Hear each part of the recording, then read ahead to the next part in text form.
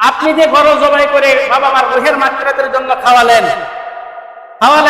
এই যে আপনি খাওয়ালেন, এটা হচ্ছে সদকা। এটা কি? সবাই আওয়াজ করে বলতে হবে, এটা কি?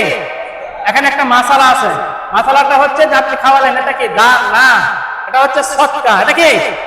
সদকা। সদকার মাল কি সবাই খাইতে পারে? আওয়াজ করে বলতে হবে, সদকার মাল কি সবাই খাইতে পারে?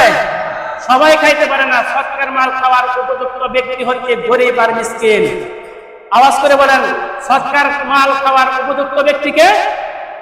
গরিব আর মিসকিন। আপনি যে অনুষ্ঠান করলেন, আপনার অনুষ্ঠানের ভিতরে এমনই গরিব মানুষ আপনার বাড়ির ভিতরে আসে যে তার বাড়ি থেকে আপনার বাড়িতে আসতে প্রাইভেট কার লাগে। কি কথা বলেন ঠিক কিনা?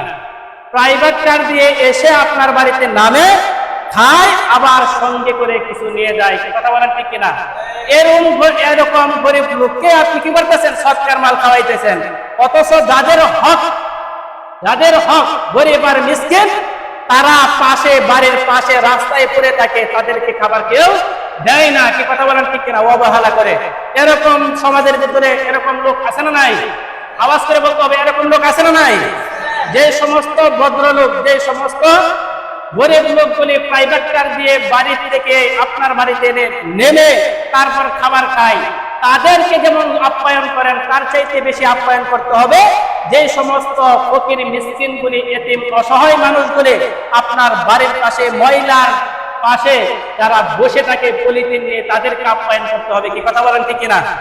করবো তো ইনশাআল্লাহ। সদকার মাল শুধু ফকির আর মিসকিন খাবে, কোন বড় লোকের খাওয়ার জায়েজ হবে না। কি কথা বলেন ঠিক কিনা?